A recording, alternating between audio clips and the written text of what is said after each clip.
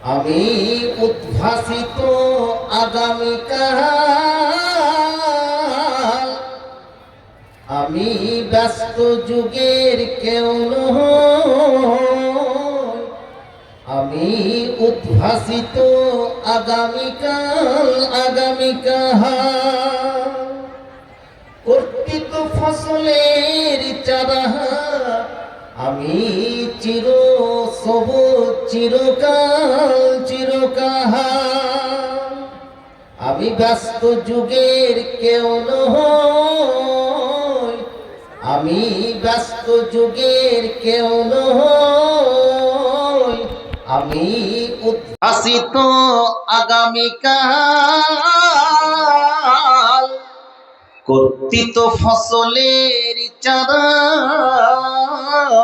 সবুজ চিরকাল, চিরকাল। হালাল রুজির সন্ধানে, হালাল রুজির সন্ধানে অভুক্ত কাটিয়েছি কতকাল। তবু আমি রয়ে গেছি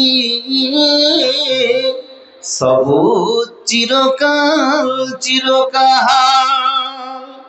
আমি ব্যস্ত যুগের কেউ নই, আমি উদ্ভাসিত আগামীকাল, আমি উদ্ভাসিত আগামীকাল। কর্তৃত ফসলের চারা, কর্তৃত ফসলের চারা, আমি চিব সবুজ চিরকাল, চিরকাল। শ্রদ্ধেয় সভাপতি মহাশয়, অত্র মাদ্রাসার স্বনামধন্য মাননীয় শিক্ষক মন্ডলী, টালবংরা নিজামে মাদ্রাসা সংলগ্ন বিভিন্ন প্রতিষ্ঠানে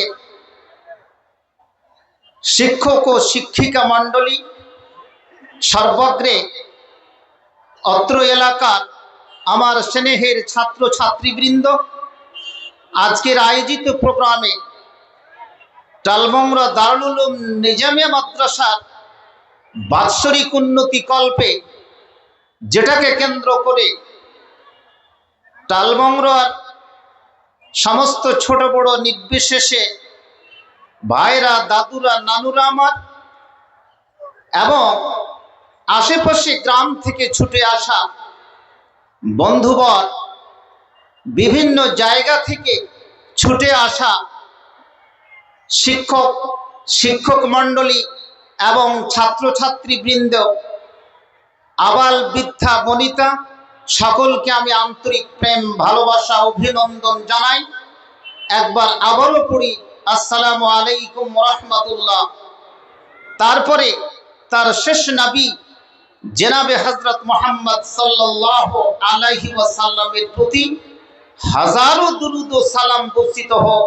আল্লাহুম্মা সাল্লি আলাইহি ওয়া আল্লাহুম্মা বারিক আলাইহি। প্রিয় ভাইরা আমার, বর্তমান জালসার মরশুম শুরু হয়েছে, কিন্তু ঘটনা চক্রে মানুষজনের দেখা সাক্ষাৎ পাওয়া যায় না জালসা ফিল্ডে। টালবংরা সন্তান হয়ে আমি নিজেকে আজকে একটা গর্বিত মনে করছি যে আমার আগে যে টাইমটা আমার ছিল, যে টাইমটা আমার বন্ধুবর ইমদাদ ভাইকে দিয়ে দেওয়া হলো, বেশ ভালো জাঁকজমক। আপনারা বসে গেছেন, ফিল্ডটা ভর্তি আছেন। আমি সকলকে আবার অভিনন্দন জানাচ্ছি। আমি দেশের সন্তান বা গ্রামের সন্তান হিসাবে ভালোবাসা, প্রেম, অভিনন্দনের সঙ্গে সঙ্গে আমার পিছনে আরো দুজন বক্তা আছে। বিশেষ করে এই জালসার একজন যোগ্যতম আলেম এবং মুফতি শেখ আবু তাহের সালাফি হাফিজাহুল্লাহ, ওনার বক্তৃতাটা আপনারা অবশ্যই শুনে যাবেন। খুব অভিজ্ঞ মানুষ, যেহেতু টালমামরা তাকে দাওয়াত করেছেন ঝাড়খণ্ডে, আমরা যাই তো, খুব অভিজ্ঞ মানুষ, আপনাদের কাছে উনি উপস্থিত আছেন। আর একজন কবির আল ইসলাহি, সেও আমাদের বন্ধুবর, ভালো একজন বক্তা, আপনাদের কাছে উপস্থিত করেছেন। যা হোক, খুব সংক্ষিপ্ত পরিসরে দু চারটি কথা আপনাদের বলতে চাইছি, সে কথাগুলো শোনার চেষ্টা করবেন এবং সময় সাপেক্ষে কথাগুলোকে তুলে ধরার কি চেষ্টা করছি। প্রিয় ভাইরা আমার, পবিত্র কালাম পাক থেকে সূরাতুল বাকারা সম্ভবত 125 নম্বর আয়াতটি আমি পরিবেশন করেছি। তার পাশাপাশি একটি হাদিস লেজুড়ে অর্থাৎ সংক্ষিপ্ত একটা পার্ট আপনাদের কাছে আমি পরিবেশন করেছি। এই হাদিসটাকে কেন্দ্র করে আর আয়াতটাকে কেন্দ্র করে দু চারটি কথা, খুব তাত্ত্বিক আলোচনা হয়তো শুনে রেখেছেন, কিন্তু মনে হবে যে সত্যি একটা জিনিস আমরা কি পাচ্ছি। কিন্তু চাই আপনাদের সে আন্তরিক প্রেম, ভালোবাসা, শোনার, শ্রবণের ক্ষমতা, তার সঙ্গে সঙ্গে সেটা কি আমাল। বলুন ইনশাআল্লাহ, সকলে পড়ি ইনশাআল্লাহ।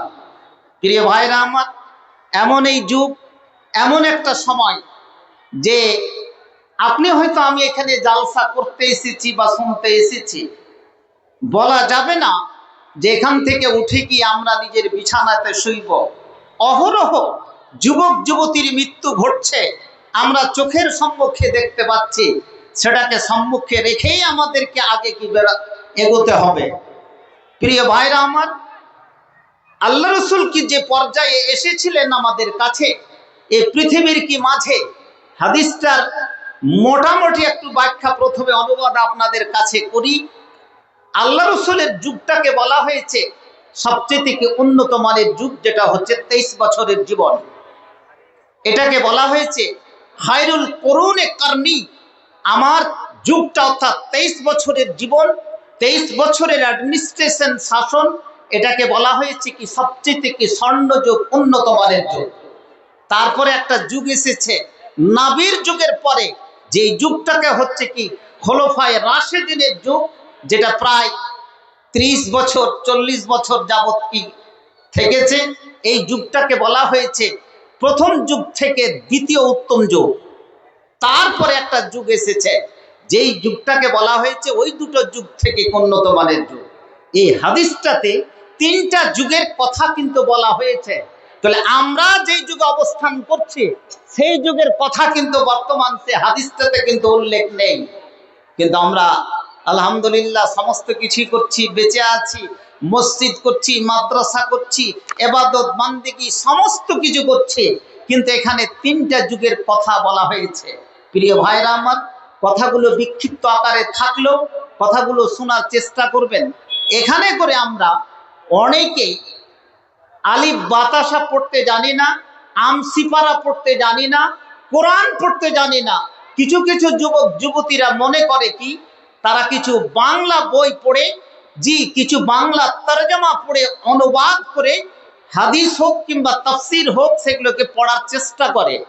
আর যখনই নিজে থেকে কোনো আলেমের প্রচেষ্টা ছাড়া, কোনো শিক্ষকের প্রচেষ্টা ছাড়া যখন শিখতে যাওয়া হয়, তখনই কিন্তু একটা ফিরকার জন্ম নেই পৃথিবীর মাঝে। কি করে ফিরকার জন্ম নেই? ফিরকা তৈরি হয়েছে এক একটা যুগে, এক একটা কালে। মুতাজিলা তৈরি হয়েছে, খারেজি তৈরি হয়েছে, মুরজিয়া তৈরি হয়েছে, কাদরিয়া তৈরি হয়েছে। এইভাবে করে করে করে মোটামুটি 72টা ফিরকায় পৃথিবীর মাটিতে জন্ম নেবে। একটাই ফিরকা দল জান্নাতে যাবে, যেটি আজকে টালমামরার মাটিতে জালসা শুনতে এসেছে। বলুন ইনশাআল্লাহ। এটা ইনশাআল্লাহটা বলা যাবে না? হ্যাঁ, আমরা যখন জন্মেছি তখন আমরা জান্নাত এখান থেকে কে নিয়ে যাব। নারে তাকবীর। কি করে জান্নাত পেতে পারে তারও কিন্তু ফলটা আপনাদেরকে কি দেখিয়ে দিচ্ছি। প্রিয় ভাইরা, যখনই নিজে মুছদ্দি করে, নিজে মাতাব্বিরি করে যখন হাদিস কোরআন পড়তে যায়, তখনই আমি বলছি কি ফিরকার জন্ম হয়েছে। আর এইভাবে করে করে ফিরকার জন্ম, কিয়ামত পর্যন্ত পৃথিবী যতদিন টিকে আছে, এইভাবে কি ফিরকা দলের কি সৃষ্টি হবে।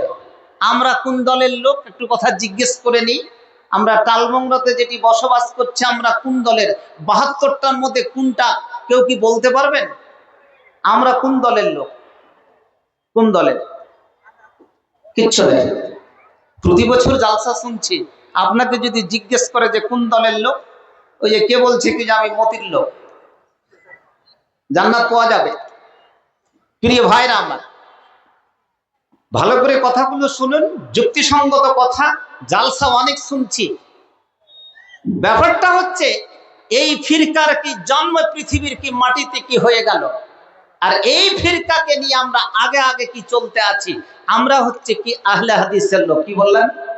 আহলে, অর্থাৎ আমাদের কাছে একটা কোরআন দাওয়া হাদিস এবং কোরআন, এই কোরআন যেটা বলবে সেটাই হচ্ছে কি আমাদের আসল কি পুঁজি বা কি মূল নীতি, এর উপরে আমাদের জীবন থাকবে। প্রিয় ভাইরা আমার, কিছু কিছু লোক, কিছু কিছু এমন একটা দল বেরিয়েছে যে হাদিস কোরআন যেটা বলছে সেই অনুসারে আমি চলবো না, আমার ইমাম যেটা বলেছে সেই অনুসারে চলবো।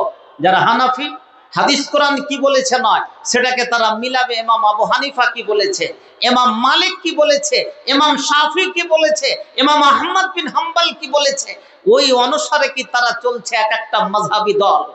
কিন্তু আহলে হাদিসের বাচ্চারা হাদিস কোরআনে যা পড়েছে, কাল আল্লাহ কাল রাসূল যা বলেছে সেই অনুসারে আমরা জীবন অতিবাহিত করছি। এই দলটাই যাবে ফিরকায়ে নাজিয়া, এরাই যাবে কি জান্নাতে। নারায়ে তাকবীর। আল্লাহ রাসূল যুগে যুগে কালে কালে 23 বছরে ইসলামকে একেবারে তিনি পৌঁছিয়ে দিয়েছিলেন 7টা মহাদেশে। তারপরে একটা যুগ আসলো খোলাফায়ে রাশিদিন, 40 বছরে সারা পৃথিবীতে তাদের শাসন চলেছে। তারপরে একটা যুগ এসেছে উমাইয়া পিরিয়ড। ইতিহাসগুলো তো আমরা পড়ি না, জানারও চেষ্টা করি না। টালমংরাতে প্রায় 32-33 কুইন্টাল মাংস উড়ে যেতে চলেছে। এইটা অনুসারে যদি আমরা কি চলতাম, জীবন আজকে আমাদের কি তৈরি হয়ে যেত। 100 বছর ইসলামের পতাকা উত্তোলন থেকেছে, সেটা হচ্ছে কি উমাইয়া পিরিয়ড। তারপরে যে ইসলামের জাওয়াল অবনমন ঘটেছে, এটাকে এখনো পর্যন্ত সেই স্রোত, সেই গতিধারাটাকে আমরা আর কি ধরে রাখতে পারিনি। ইসলাম কিন্তু এখন রসাতলেই কিন্তু চলে যাচ্ছে। প্রিয় ভাইরা আমার, আলহামদুলিল্লাহ, আমি বলতে চাইছি ইসলামের যুগে কালে কালে আজকে কি ধরনের ঘটনা কি ঘটছে। আজকে দেখি যুবক যুবতীরা, বিশেষ করে কি যুবকেরা যারা খেলোয়াড় পার্টি, কিছু বলছো তাড়াতাড়ি বলো। প্যান্ডেল বন্ধ হয়ে যাবে, যদি খাবার দরকার হয় আপনার তাড়াতাড়ি যাবে, আপনি বন্ধ করুন, 8 ঘন্টার মধ্যে বন্ধ হয়ে যাবে। প্রিয় ভাইরা আমার, আজকে আমরা সৌদি আরবকে প্রচুর গালি দিচ্ছি। সৌদি আরবে ওপেনলি গানের কনসার্ট খুলে দেওয়া হয়েছে, নৃত্য নাচের কি কনসার্ট খুলে দেওয়া হয়েছে। যুবক যুবতীরা যে সমস্তগুলো ওয়েস্টার্ন কালচার থেকে তারা পড়াশোনা করে এসেছে, মোহাম্মদ ইবনে সালমান সৌদিয়ার প্রিন্স তাদের সমস্ত কি ব্যবস্থা করে দিয়েছে। কেন করে দিল? না হলে রাজত্ব টিকবে না। সমস্ত ওপেনলি কি তারা করছে। আজকে যুবক যুবতীরা, ভারতবর্ষের মাটির যুবক যুবতী কোথায় দেখবেন? সৌদি আরবের যুবকেরাকে দেখুন, রাত্রি 12টা-2টা পর্যন্ত তারা অশ্লীল ছবি দেখে, তারা সমস্ত কি পর্নোগ্রাফি দেখে। স্পেনের মাটির একজন খেলোয়াড়, তার নাম কি? মেসি। কি খেলোয়াড় কইতে পারো না? মেসি। কোথাকার লোক এটা? স্পেনের। আর একটা খেলোয়াড়ের নাম আমরা জানি, তার নাম হচ্ছে কি রোনাল্ডো। আজকে আরবের মাটির যুবক যুবতীরা মেসির গেঞ্জিটা, যেই গেঞ্জিটা ব্যবহার করে সেই গেঞ্জিটা কি তারা আজকে পরে। তাহলে ভারতবর্ষের যুবক যুবতীরা পড়লে কোনো অসুবিধা নেই, তারা পড়ছে তো। প্রিয় ভাইরা আমার, কম্পারেটিভ স্টাডি করে দেখুন, আজকে রোনাল্ডো যেই গেঞ্জিটা পরছে সেই গেঞ্জিটা আজকে আমাদের দেশের যুবকেরা পরছে। ভারতবর্ষের যুবক যুবতীরা আইপিএল বিপিএল নিয়ে কি ব্যস্ত আছে। ইসলামের গতিধারা, সেই স্রোত আজকে কোথায় জায়গা গেছে? কেন কেন তারা কি করবে? কিন্তু স্পেনের মাটির ইতিহাস তো আমরা জানি না। আজকে কিন্তু ইহুদিদের হাতে, যেখানে 850 বছর পর্যন্ত মুসলিম শাসন চলেছে, সেই শাসন আমাদের কাছ থেকে কিন্তু চলে গেছে। কিন্তু গেল কেন? আজকে এই মাদ্রাসাতে একটা তাফসিরের বই পাওয়া যাবে, তাফসিরে কুরতুবী, যে তাফসীরটা লিখেছিলেন ইমাম কুরতুবী রাহিমাহুল্লাহ, তিনি ছিলেন স্পেনের মাটিতে। তাকে অনুকরণ বর্তমান যুবক যুবতী করেনি, তাকে আজকে অনুকরণ করেছে মেসিকে, অনুকরণ করেছে কি রোনাল্ডোকে। হে মুসলিম যুবক যুবতী, তুমি কোথায় আছো জেনেছো? বলো। আবার হাই মাদ্রাসা থেকে হ্যাঁ, ৮,৪১৫ টাকা নগদ। না একবার নারা হোক, নারায়ে তাকবীর। এর মধ্যে মধ্যে ওয়াজও হবে, কাজটাও হবে, যেহেতু আমরা উন্নতি কল্পের, এদিকে বক্তৃতা হবে, এটাও হবে। আমার দক্ষিণ পাড়ার হাই মাদ্রাসা থেকে এক ব্যাগ টাকা এসেছে। দেখা যাক, 3টা প্যান্ডেল আছে। একটা হচ্ছে উত্তরবঙ্গের প্যান্ডেল এখানে, পশ্চিমবঙ্গের প্যান্ডেল হচ্ছে সিনিয়র মাদ্রাসায়, আর দক্ষিণবঙ্গের প্যান্ডেল হচ্ছে কি হাই মাদ্রাসায়। সব ভাগ করে নিয়েছে। মা বোনদেরকে বলবো, বা যারা ভলেন্টিয়ার স্বেচ্ছাসেবক আছেন, তারা যেন মেয়েদের কাছ থেকে দানটা সঠিকভাবে কি নেই এবং সঠিকভাবে নামগুলো কি লিখে নিয়ে স্টেজে কি পৌঁছান। আমার নানা যান নওফল, মাওলানা নওফল সাহেব অনেকগুলো দান নিয়েছেন, প্রায় 10,000 টাকা। একবার নারা হোক, নারায়ে তাকবীর। প্রিয় ভাইরা আমার, এই দানকে লক্ষ্য দান বলে কবুল করো। দক্ষিণবঙ্গের কি মেয়েদেরকে তুমি হাফসা এবং আয়েশার তুমি স্থান দান করো। আমিন আমিন। আর একটা তোর এই মালা চাঁদি, একটা মালা চাঁদি দিয়েছে, নাম টাম জানি না নাকি, না বেনামি, বেনামে। এটা হলো আসল দান। নাকমাছি খুলে দিয়েছে, জি, একটা বড় যেটা নাবির যুগের দান ছিল। সমস্ত নাগমাছি বালা ব্রেসলেটকে মেয়েরা, জি, হযরতে বেলালের হাতে কি খুলে দিত। আজকে মেয়েরা কি সেই সবুত কি দেখাবে? নারায়ে তাকবীর। আল্লাহুম্মা সাল্লি আলাই, আল্লাহুম্মা বারিক আলাই। এটাকে ভালো করে রাখুন, হারিয়ে যাবে। তারপরে দুটো সুজনি, তারপরে দুটো সুজনি এসেছে। এই সুজনি মায়েরা দিয়েছে। আল্লাহ এই সুজনিতে তাকে জান্নাতুল ফিরদাউসের বিছানা বিছিয়ে দাও। আর একটা সুজনি দিয়েছে, বিছানা বিছিয়ে দাও। আমার ভাইজান পশ্চিম বাংলা থেকে জি 20টি টাকা দিয়েছেন। এনাদের কলে কত চড়িয়েছি, কত সেন করেছেন। আজকে ইনি চলতে পারছেন না, আল্লাহ গো তার ছরতে তুমি বলদান করো। আল্লাহ তুমি সুস্থ রাখা দিবিল বাস রবানাস বিসমিল্লাহ শাফিলা শিফাল্লাহ শিফা ওয়া শিফান লা ইউগাদিরু সাকামা। বলতেছিলাম প্রিয় ভাইরা আমার, যে স্পেনের মাটি থেকে ইসলামের এত খিদমত হয়েছে, যেই বুখারীর সারা লিখেছেন, যেই মুয়াত্তা মালিকের সারা লিখেছেন হাফেজ ইবনে আব্দুল বার, আহা, তিনি হলেন কি স্পেনের কি মাটিতে এমন একজন ইমাম সেখানে করে জন্মগ্রহণ করেছে, যার পুস্তক যদি নিজামিয়াতে না পড়া হয়, ভারতবর্ষের কোনো কোনাতে যদি পড়া না হয়, কোনো ফতোয়া অসম্পূর্ণ থেকে যায়। সেটা কি নাম জানি না। একটা বই আমার শ্রদ্ধেয় এখানে করে আপনাদের নাইমুদ্দিন আল ইসলাহি সাহেব বসে আছেন। তিনি হলেন কি আল্লামা ইবনে হাজম আল আন্দলুসি। তিনি একটি বই লিখেছেন আল মুহাল্লা। কোন মুফতি, কোন আলেম, তার যতক্ষণ পর্যন্ত বইগুলো পড়া না হয়, কোনো ফতোয়া লেখা যায় না। এটা শুধু মেসি আর রোনাল্ডোকে দেখা নয়, স্পেনের মাটির অবদান যুগে যুগে কালে কালে সারা বিশ্বের মাটিতে কিন্তু পৌঁছে দিয়েছে। আহা, শুধু তাই নয়, আজকে ফিলিস্তিনের মাটি চলে গেছে, বাইতুল মাকদাসের কি মাটি চলে গেছে। এই মাটি শুধু 2বার জয়লাভ করেছে, সেটা ইতিহাস কি জেনে রেখেছি। হযরতে ওমর, যেটা আমরা প্রাইমারিতে সেই ঘটনাটাকে শুনতাম মাওলানাদের মুখে, যেই রশি ধরে হযরতে ওমর তিনি ঢুকছেন, তখন তার গোলাম সে উটের উপরে কি বসে আছে এবং তার রশিটা ধরে ঢুকছেন। সেটা হচ্ছে ফিলিস্তিনের কি মাটিতে মসজিদে আকসাতে সমস্ত ইহুদিরা, সমস্ত নাসারারা কি দেখেছিল সেই দৃষ্টান্ত। সারা জাহানের খলিফা, যেই দ্বিতীয় খলিফা হযরতে ওমর, তার দৃষ্টান্ত রেখে গেছেন। নারে তাকবীর। জয়ের ধ্বনিতে তিনি উঠে চড়ে যাবেন, কিন্তু তিনি গোলামকে তিনি উটের উপরে বসিয়ে রেখে গেছেন। আহা, ওরে আমার যুবক যুবতী, জেনে রাখুন, হযরতে ওমরের জীবনী থেকে যে দৃষ্টান্ত পাওয়া যায়, এমনিতে তরতে মোটামুটি 15 থেকে 20 হাজার হবে। দুটো কোরআন আর একটা সুজনি। তুমি কোনখান থেকে এসেছিলে? এই তো উত্তর বাংলার মোড় থেকে। তোমাকে এটা দায়িত্ব দিয়েছে? সামনে কাজে গুনিও না, না তো ফের ওই যে দান কি কমে করবো এসেছে। যে মামু? যা হোক, এই প্যান্ডেলটা, অর্থাৎ এই প্যান্ডেলে 2 বাংলারই কি মেয়েরা আছে, যে এই প্যান্ডেল থেকে মোবারক মামা বলছে, বা সানাউল্লাহ মামা, যে ব্যাগ ভর্তি টাকা দিয়েছে। একটা নারা হোক, নারায়ে তাকবীর। জোর করে নারায়ে তাকবীর।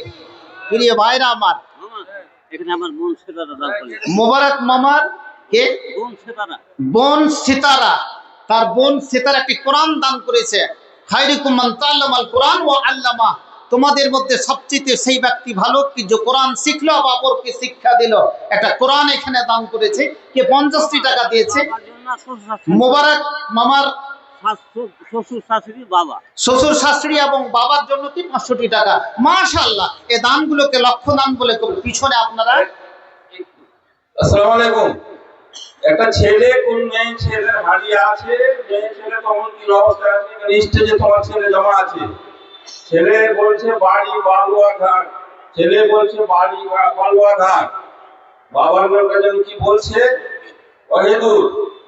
তো কোন বালুয়া ঘাট তাও বলতে পারবো না, কিন্তু যার ছেলে হারাচ্ছে সেই লিস্টে আওয়াজ পাচ্ছ, এই স্টেজ থেকে এসে নিয়ে যাও ছেলেটাকে।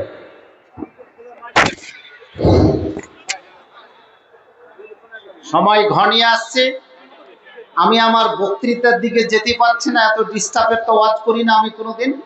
বাংলা সমস্ত কিছু মেনে নেবে। দেন ভাই, টাকাটি দেন বলছে। আর গুনে বাড়িয়েছে কতটি আছে? ও আপনি নিজের তরফ থেকে দিলেন?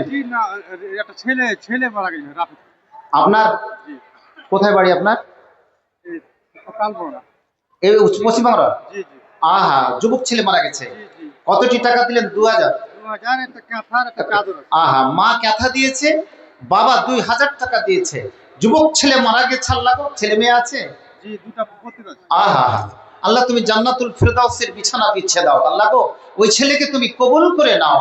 কবরের কি আযাব, কবরের কি রহমত, আল্লাহ গো তুমি ভালো করে জানো।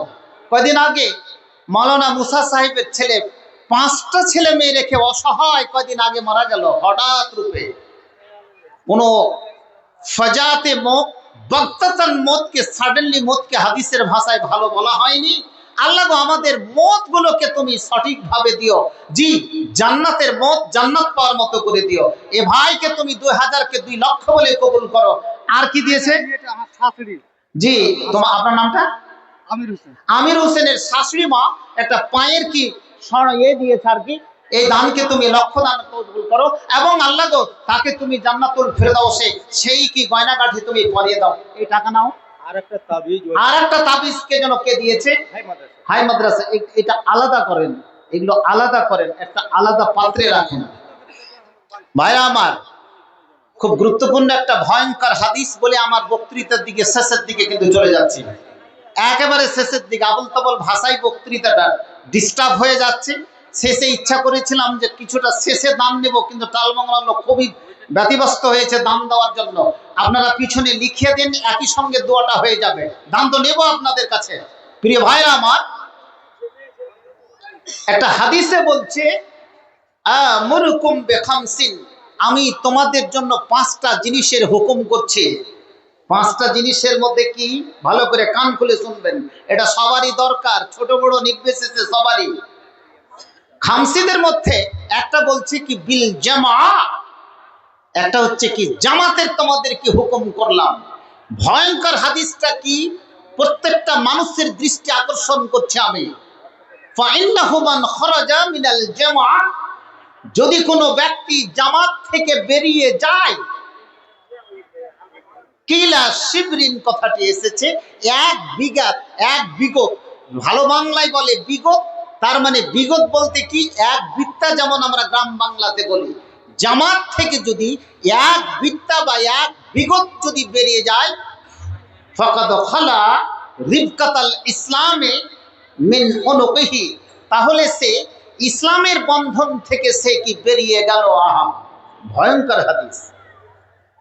যদি কেউ জামাতের মধ্যে থাকে, জামাত থেকে যদি বেরিয়ে যায়, তাহলে সে ইসলাম থেকে কি বেরিয়ে গেল।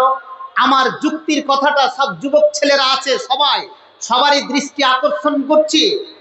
কেউ যদি তাবলিগি জামাত করে, কিছুদিন করার পরে বেরিয়ে গেল। কেউ জামাতে ইসলামী করছিল, কিছুদিন করার পরে বেরিয়ে গেল। কেউ আহলে হাদিস জামাতে ছিল, কিছুদিন করার পরে বেরিয়ে গেল। হাদিসে বলছে যে তাহলে ইসলাম থেকে সম্পূর্ণ কি বেরিয়ে গেল, তাহলে তাকে কি করতে হবে? একটা হাদিস ভালো করে শুনুন। তার পাশাপাশি লা ইয়াহিল্লু দামু ইমরিন মুসলিম ইল্লা সালাসা, কোন মানুষের রক্ত, কোন মানুষকে হত্যা করা, লা ইয়াহিল্লু কোন মুসলিম মানুষের কাউকে হত্যা করা জায়েজ নয়। কিরকম? এক মুসলমানের অন্য মুসলমানের ধন সম্পদ হারাম, তার জন্য ব্লাড হারাম। কোন মানুষ যদি কোন মানুষের কুৎসারটনা করে, কোন মানুষের যদি কোন নেগলিজেন্সি আলোচনা করে দোকানে দোকানে বিভিন্ন জায়গায় মানুষের মুখে, এটা হারাম। একেও কিন্তু সেই হাদিসের সঙ্গে জুড়ে দেওয়া হবে। আমি যেটা আলোচনা করছি সেটা অবজেকশন হতে পারে, আপনারা ভালো করে কান খুলে শুনুন। হাদিসটা ব্যাখ্যা আমরা বুঝাতে পারিনি। হাদিস কোরআন আমরা পড়ি বটে, মানুষের কাছে সে হাদিসের ব্যাখ্যা তুলে ধরতে পারেনি। ওই তাফসীরের ব্যাখ্যা মানুষের সামনে তুলে দিতে পারেনি, যার জন্য এই অবস্থা। তিনজন মানুষকে কাতাল করা কিন্তু ফরজ। কিরকম তিনজন মানুষ? আর সাইয়্যিবুজ জানি হাদিসে এসেছে, যেই ব্যক্তি জেনা করলো, যেই ব্যক্তি জেনা বলতে কি, যে বিবাহিত কোনো ব্যক্তি কিংবা বিবাহিতা কোনো মেয়ে যদি জেনা করে নেয়, তাহলে তাকে বলা হয়েছে তাকে এই বুক পর্যন্ত, কবর পর্যন্ত মাটিতে তাকে পুঁতে দাও এবং বিভিন্ন জায়গা থেকে চারিদিকে ছুঁড়ে ছুঁড়ে তাকে রাজাম করে দাও। একে কাতাল করে দিতে হবে, এটা হারা একেবারে ফরজ। নেক্সট, কোন মানুষ যদি কোন মানুষকে অন্যায়ভাবে হত্যা করেছে, তাকেও কিন্তু কাতাল করতে হবে। নাম্বার 3, যেটা আমার বক্তৃতার বিষয়, মুফারিকুল জামাত। কোন ব্যক্তি যদি জামাত থেকে বেরিয়ে যায়, তাকেও কাতাল করে দিতে হবে। তাহলে এই জামাত থেকে কোন জামাত মুরাদ? টালবাংলার লোক জামাত থেকে এটাই বুঝেছে, যখন ধান আর চাল ফেতরা নিয়ে গন্ডগোল হয়, যখন টাকার ফেতরা আর চালের ফেতরা নিয়ে গন্ডগোল হয়, তখন কিন্তু অনেক ব্যক্তিকে জামাত থেকে বের করেছে টালবাংলার লোক। ওকে জামাতে নিতে হবে না। ও চাল দিয়েছে কেন, ওকে ধান দিতে হবে। ও ধান কেন দিয়েছে, চাল দিতে হবে। টাকা কেন দিয়েছে, তাকে এই দিতে হবে। আপনারা ভালো করে জানেন, এর কোনো শরীয়তে এর কোনো কিন্তু বুনিয়াদ নেই। এটা একটা সামাজিক পরিকাঠামো। জামাত থেকে এই হাদিসটাকে বর্তমান যুগের আলেম ওলামা, যে কোনো তাবলিগি জামাত হোক, আহলে হাদিস জামাত হোক, অথবা এসআইও হোক, এসআইএম হোক, অথবা জামাতে ইসলামী হোক, অথবা জামিয়াতে আহলে হাদিস হোক, ভারতবর্ষের মাটিতে যতগুলো জামাত চলছে, সবাই কিন্তু এই হাদিসটাকে ওই জামাতের সঙ্গে কিন্তু জুড়ে দিয়েছে। আর গ্রাম বাংলার কি যারা সর্দার মোড়ল আছে, তারা জুড়ে দিয়েছে কি ওই আমার জামাতে নেই, যেখানে সর্দার, যেখানে মোড়ল, যেখানে কিছু সংখ্যক 10, 15, 20 ঘর নিয়ে একটা জামাত হয়, ওই জামাতের মুরাদ নিয়েছে। তাতে হাদিসে কিংবা কোরআনের তাতে কোনো ইশারা ইঙ্গিত নেই। ওটা একটা সামাজিক পরিকাঠামো। ওটা জিনিস পড়তে গেলে সোশ্যোলজি পড়তে হবে, ওটা পড়তে গেলে পল সায়েন্স পড়তে হবে। হাদিস কোরআনের সাথে তার কোনো সংস্থা নেই। নারায়ে তাকবীর। ভালো করে হাদিসটা শুনে রাখুন। এটা কিন্তু আলেম ওলামাদের আমাদের কিন্তু দুর্বলতা। কতগুলো হাদিস যুগে যুগে অত্যাচারিত হয়েছে, কতগুলো হাদিস যুগে যুগে নিষ্পেষিত হয়েছে, নির্যাতিত হয়েছে, যার ব্যাখ্যা বিশ্লেষণ মানুষের কাছে আমরা তুলে ধরতে পারিনি। জামাত বলতে কি, ওকে কাতাল করে দিতে হবে। 3 প্রকার লোককে কাতাল করতে হবে। তার মধ্যে এটা যে জামাত থেকে বেরিয়ে যাবে। আপনাকে এই হাদিসের ব্যাখ্যা করতে গিয়ে আপনাদেরকে একটা হাদিস তুলে ধরি, খুব ভয়ঙ্কর হাদিস। আল্লাহ রসুলের মৃত্যুর পরে যখন হযরতে আবু বকর খলিফা পদে নির্বাচিত হলেন, তখন একটা দল যাকাত দিতে অস্বীকার করলো। তারা যাকাত দেবে না। হযরতে আবু বকর এলান করে দিলেন, যারা যাকাত দিবে না তাদেরকে ওয়াল্লাহি লা উকাতিলান্নাহুম, আমি তাদের সঙ্গে কি যুদ্ধ ঘোষণা করলাম। নারে তাকবীর। ওইদিকে পিছন দিক থেকে হযরতে আবু বকরের পাঞ্জাবির দামান ধরে নিয়েছে। আরে আপনি এই কি ঘোষণা করছেন? কেন? ফাকাইফা তুকাতিলুহুম, তার সঙ্গে আপনি যুদ্ধ করবেন কি করে? কেন? সে তো নামাজ পড়ে, সে তো রোজা রাখে, সে তো কালেমা পাঠ করেছে মুসলিম, তাকে আপনি হত্যা করবেন কি করে? প্রিয় ভাইরা আমার, সাংঘাতিক ব্যাপার। হযরত আবু বকর যে যাকাত দিবে না, তাকে হত্যা করার সিদ্ধান্ত নিলেন। ভয়ঙ্কর হাদিস। এই হাদিস কোনোদিন আমরা শুনে রেখেছি, বাস্তবে কিন্তু তার অনুসরণ করিনি। কিন্তু হযরতে আবু বকর, আমি যুদ্ধ ঘোষণা করব। কি বলছেন? আল্লাহ রসুলের যুগে যারা খেজুর নিয়ে এসেছিল, জব নিয়ে এসেছিল, যে মাকই নিয়ে এসেছিল, তার সঙ্গে একটা বোরাও ছিল, বোরাটাও দিয়ে গেছে, আল্লাহ রসুল নিয়েছেন। উট নিয়ে এসছে জাকাতে, জি ছাগল নিয়ে এসেছে, দুম্বা নিয়ে এসেছে, তার সঙ্গে যে রসিদটা ছিল সেটাও দিয়ে গেছে, সেটা নিয়েছে। আমার যুগে যদি তারা না দেয়, তাদের সঙ্গে সরাসরি আমি যুদ্ধ ঘোষণা করলাম। আল্লাহ রসুল তো এই হাদিসটা বলে যায়নি, হযরত আবু বকর কি করে বলে দিতে পারলেন? তার মানে হচ্ছে কি, কেন শুধু জাকাত না দেওয়ার জন্য, যদি কোনো ইসলামী খলিফার অধীনস্থ থাকাকালীন কোনো ব্যক্তি যদি খলিফার আইনকে অমান্য করে, তাহলে সেই যুগের সরকার তার বিরুদ্ধে যুদ্ধ ঘোষণা করে তাকে কাতাল করে দিতে পারে, তাকে জেলখানায় তাকে ঢুকিয়ে দিতে পারে, যেহেতু সে জাকাত অস্বীকার করেছে। তার মানে ইসলাম থেকে সে খারেজ হয়েছে। এটাই হলো কি জামাত থেকে খারেজ হয়েছে, অতএব তাকে কাতাল করা যাবে। নারে তাকবীর। হাদিসটা বুঝতে পারলেন? এটা প্রথম ভাবার্থ। দ্বিতীয় ভাবার্থটা কি, ভালো করে শুনবেন। কোরআন মাজিদে 25টা নবীর কথা উল্লেখ আছে, 25টা নবীর কথা উল্লেখ আছে। আর আমরা বলে থাকি 1,24,000 পয়গম্বর। রওয়ায়াত যাই কিছু হোক, যুগে যুগে কালে কালে হাজার হাজার, জি লক্ষ নাগাদ পর্যন্ত কি আম্বিয়া কেরাম জগতে এসেছে। সমস্ত নবীর বাপ হলেন হযরত ইব্রাহিম আলাইহিস সালাতু সালাম।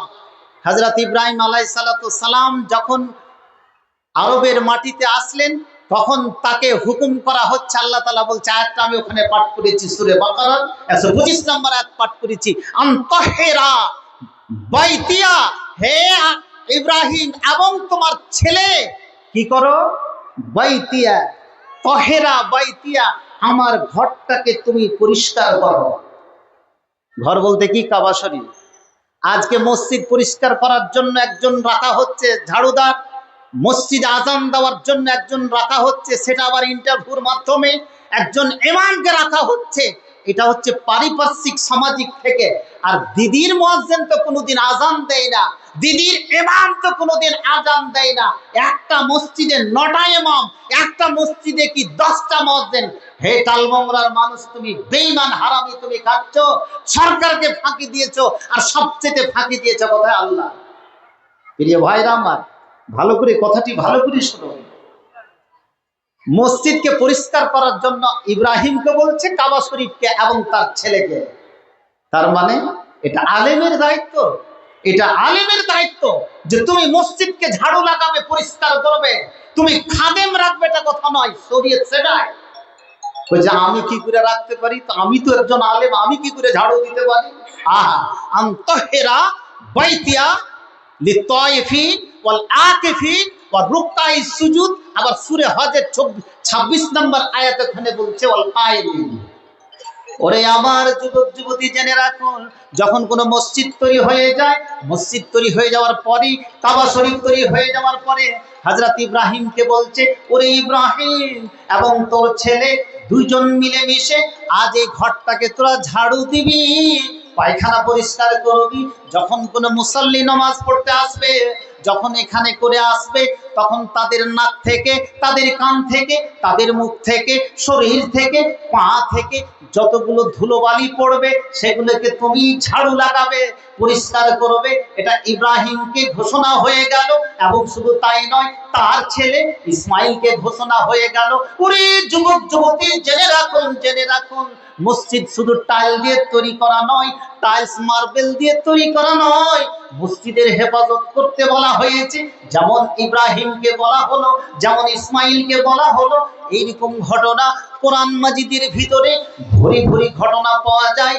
এইরকম ঘটনা হাদিসে নববীর ভিতরে ভরি ভরি ঘটনা পাওয়া যায়। শুধু আমাদেরকে পড়তে হবে, যেতে হবে, মন্থন করতে হবে, স্টাডি করতে হবে, এবং এটাই হবে তোমার পরিচয়। শুধু কি তাই? আর একটাই দলিল দিব, যেই দলিল ওখানে মসজিদকে কিন্তু পরিষ্কার করতে বলা হয়েছে আলেমদেরকে, নবীদেরকে দিয়ে খিদমত করিয়ে নিয়েছে। প্রিয় ভাইরা আমার, কি করে নবীদেরকে খিদমত করা হলো? নবী, আমরা এমন একটা মেয়ের কথা বলছি, সেই হযরতে কি মারিয়াম যেই মারিয়ামের পেট থেকে এমন একটা কি বাচ্চা জন্ম নিয়েছিল যে মায়ের কোল থেকে নবী, সেটাকে মায়ের কোল থেকে নবীকে আবার বিনা বাপে, হযরত ঈসা আলাইহিস সালাম। আমরা বলবো ঈসা কোরআন মাজিদের ভাষায়, বাংলায় বলবো জেসাস, না বাংলায় বলবো যিশু খ্রিস্ট, এবং যারা খ্রিস্টান বলবে তারা জেসাস বলবে বা ক্রিশ্চিয়ান, একটাই নাম। হযরত ঈসা আলাইহিস সালাম মায়ের কোল থেকে বলেছিলেন আমি নবী, এবং আমি নবী বলে স্বীকার করেছিলেন তিনি, এবং সঙ্গে সঙ্গে তাকে সমস্ত কি হিকমত কি দেওয়া হয়েছিল। হযরতে মারিয়ামকে বাইতুল মাকদিসে রাখা হয়েছিল কি জন্য? তামসা দেখার জন্য না, তাকে রাখা হয়েছিল বাইতুল মাকদিসকে সেখানে করে তার পরিষ্কার কি পরিচ্ছন্নতা করার জন্য, তার খিদমত করার জন্য। যেই বাইতুল মাকদিস ইহুদির হাতে, যেই ফিলিস্তিন কি ইহুদির হাতে, যেমন স্পেনের মাটি আজকে ইহুদি খ্রিস্টানদের হাতে, যেখানে 800-900 বছর কি রাজত্ব, যেই ফিলিস্তিনের মাটি দুইবার জয়লাভ হয়েছে, একবার হযরতে উমরের যুগে এবং একবার হযরতে সালাহুদ্দিন আইয়ুবের যুগে। আর ফিলিস্তিনের মাটিতে মুসলিমদের হাতে আসেনি, সেটা ইহুদিদের হাতে। প্রিয় ভাইরা আমার, আজকে আপনি 32 কুইন্টাল মাংস খেয়ে তামসা দেখছেন, গাজা ফিলিস্তিনের ছোট ছোট বাচ্চা শিশুরা আজকে ঘাস খেয়ে পৃথিবী থেকে কে মৃত্যুবরণ করলো, তাদের জন্য একটা মুখ থেকে দোয়া পর্যন্ত আমরা বলতে পারি নারে তাকবীর। প্রিয় ভাইরা আমার, পৃথিবীর অবস্থা কি থমথমে ছমছমে কি অবস্থা, তাদের দেখে কি ইমানের গতি আমরা কি বাড়িয়ে নিতে পারি? প্রিয় ভাইরা আমার, আজ আব্বার নামে 500 টাকা আর 2 বড় সিম। এই যে এটা ছেলে শরীফুল ইসলামের কি বড় ছেলে, ছেলেটা বোম্বেতে ছিল, বাবার মৃত্যু মুখকে দেখতে পারেনি। মাওলানা মুসা সাহেবের কি পোতা, এই ছেলে পরের দিন এসেছে, ছেলের নামে কি বাবার কি মৃত্যুতে দিয়েছে 500 টাকা আর কি রে, এবং 2 বড় সিমেন্ট ওখানে লিখে দাও। আল্লাহ এই দানকে তুমি কি লক্ষ্য দান বলে কি কবুল করো, তার উদ্দেশ্যকে পূর্ণ করো। যুবক ছেলে মারা গেছে, আল্লাহ কি যুবকের মৃত্যু এটা সাংঘাতিক মৃত্যু, যে অসহায় 5টা ছেলে মেয়ে রেখে গেছে, আল্লাহ তুমি তাদের সবরে জামিল দান করো, ছেলে পেলেগুলোকে সহায়তা তুমি দান করো। তাদের বাবার কি মৃত্যু, যেটা একটা পরিবার, একজন বাবার মৃত্যু হলে সেই পরিবার কিন্তু শেষ হয়ে যায়। ওই পরিবারটা আল্লাহ যদি চায় তাহলে সেটাকে রক্ষা করতে পারে। আমরা ছোট অবস্থায় বাবাকে হারিয়েছি, তার কি গুরুত্ব আমরা জানি। আমার হাতে অনেকগুলো টাকা এসেছে, এই টাকাগুলোকে লক্ষ্য দান বলে কবুল করো, তার উদ্দেশ্যকে পূর্ণ করো। কি নাম? সহিমউদ্দিন ভাই জি, এখানে অনেকগুলো দান, এই দানকে লক্ষ্য দান বলে কবুল করো, তার উদ্দেশ্যকে তুমি কি পূর্ণ করো। আল্লাহ গো তুমি তোমার নিজের বান্দা হিসাবে তুমি কবুল করে নাও। প্রিয় ভাইরা আমার, চলতে চলতে কয়েকটি কথা আপনাদেরকে বলতে প্রায় 9:51 হয়ে গেল। আপনারা চট চট চট করে এই 10 মিনিটের মধ্যে, 10 মিনিট কিন্তু আগে চলে গেছে ভাই, 10 মিনিট টাইমটা দিয়ে দাও, একটু মোটামুটি টাচ করে দিয়ে, আর একটা খুব গুরুত্বপূর্ণ কথা টালবংরার মানুষকে পরামর্শ দিয়ে যাব। এর মধ্যে মধ্যেই বুঝবেন, একজন ভাই কি 500 টাকা, আর একজন কি 500 টাকা, কি তোর নাম রে? যে মোহাম্মদ হাসান জি, আশরাফুল, যে হাজী কাসেম সাহেবের ছেলে আশরাফুল, তার মা বেঁচে আছে, তার জন্য কি 500 টাকা। জি, এই 500 কে 500,000 বলে কবুল করো, তার উদ্দেশ্যকে পূর্ণ করো। আমিন আমিন। মোজাম্মেল ঢেকুল, মোজাম্মেলকে ঢেকুল কি 500 টাকা, আনিকুল কি 200 টাকা। আপনারা এই আনিকুল এখান থেকে কে আছে, এখান থেকে একটা চাদর ধরো তো, এখান থেকে চাদর ধরো, এখান থেকে চাদর ধরো, আর ওখান থেকে একটা চাদর ধরো তো ভাই সঙ্গে, এই তুমি একটু চাদর ধরো তো, একদিক থেকে চাদরটা ধরে নাও।